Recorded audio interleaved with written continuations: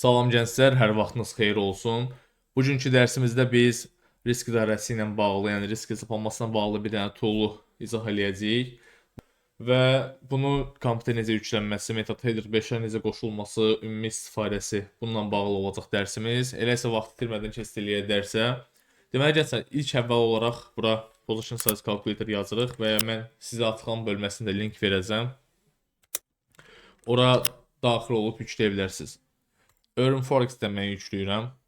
Linki verəcəm aşağıda. Bu hissədə Downloads hissəsinə gəlirik və Position Size MetaTrader 5 hissəsi var. Onu klik edirik, yükləyirik.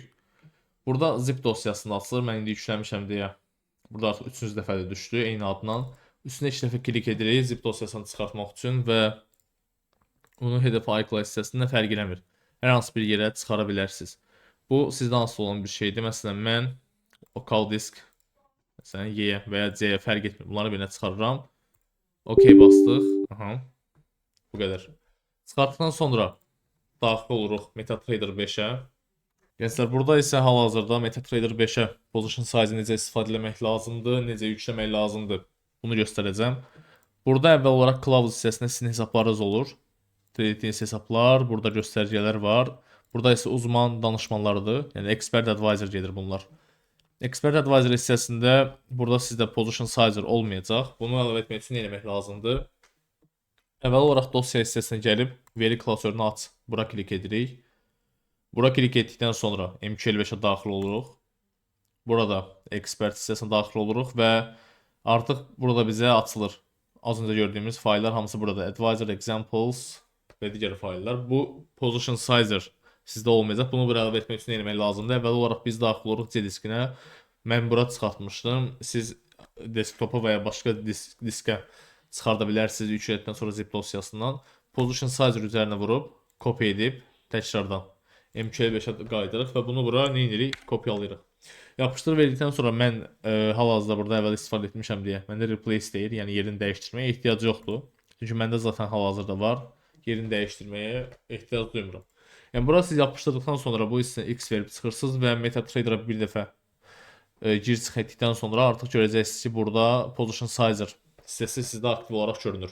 Bəs bunu necə istifadə etmək lazımdır MetaTrader 5-də? İstifadə etmək üçün əvvəl olaraq mən X eləyim sıfırdan başlayaq. Position Sizer-ın üzərinə gəlib burada Position Sizer-ın 2 dəfə klik edir üzərinə və alqoritmik ticarətə izin ver hissəsi var. Bunu okeyləyib və hal-hazırda açılır burada. Deməli, burada nələr var? Bizə əsas lazım olacaq hissələr main hissəsidir və trading hissəsidir. Main hissəsi nədir? Baxın, burada bizim əmrlər bölməsi var. Enter, Stop Loss, Take Profit və əmrlər bölməsi, yəni order tipləri. Əvvəl olaraq buradan başlayaq order tiplərindən.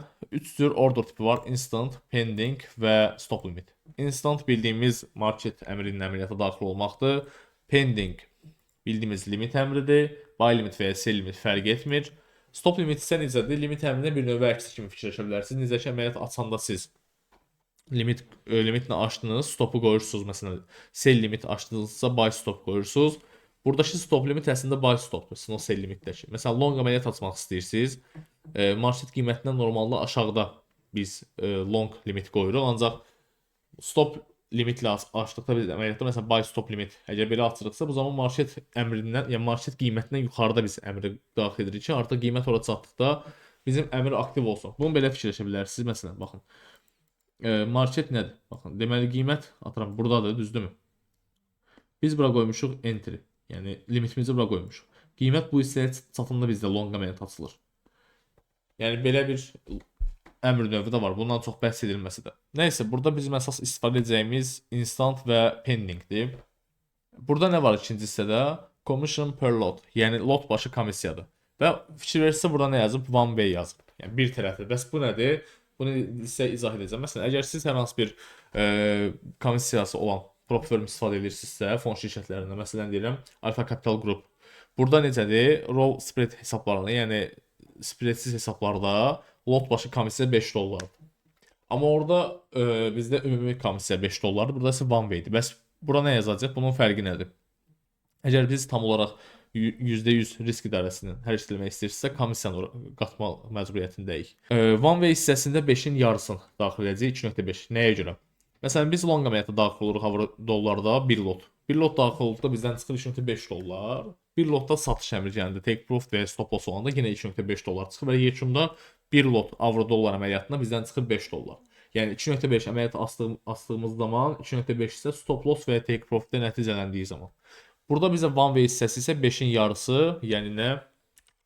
2.5 dollar yazırıq. Alfa Capital Group üçün keçərlidir. Məsələn, Defivers'da bu 4 dollardır. O zaman bura 2 dollar olaraq qeyd edə bilirik. Burada account balans var. Yəni hesab balansı. Burada nə qədər accountunuzun miqdarı olduğu görsənir. Məsələn, məndə 10 minlik hesabda hal-hazırda 11.960-dır. Siz bura account balansınız nə qədərsə onu göstərəcək.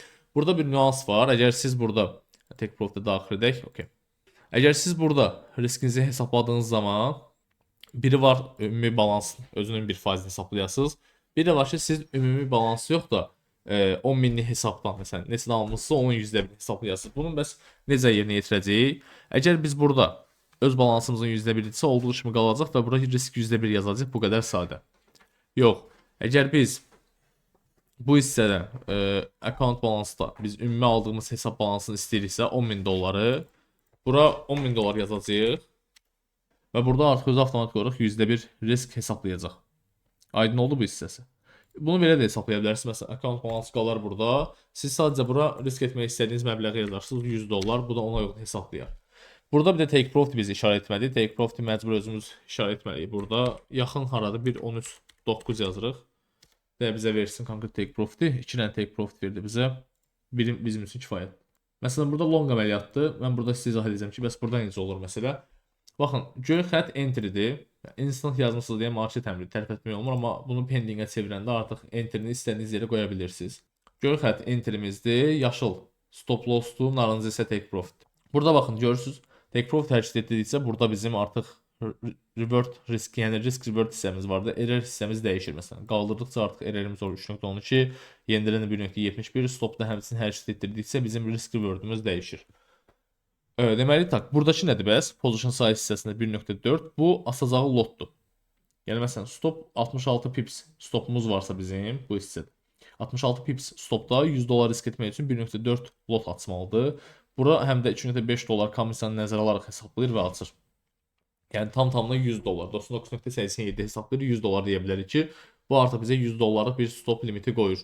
Və ya biz məsələn stopumuzu bura qoysaq görəcəyik ki, bizim lotumuz azalır. Nəyə görə? Çünki riskimiz sabitdir və pips sayımız artdığına görə lot başı gələcək dəyər də eyni olduğuna görə lotumuz azalır. Yəni bunu da belə tənzimləyə bilərsiniz.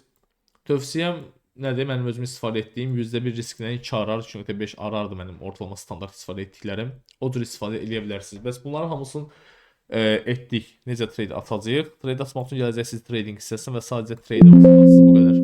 Burada artıq siz OK verdikdən sonra trade açacaq. Hal-hazırda həftə sonudur və market bağlı olduğuna görə mən hər hansı bir trade açmıram.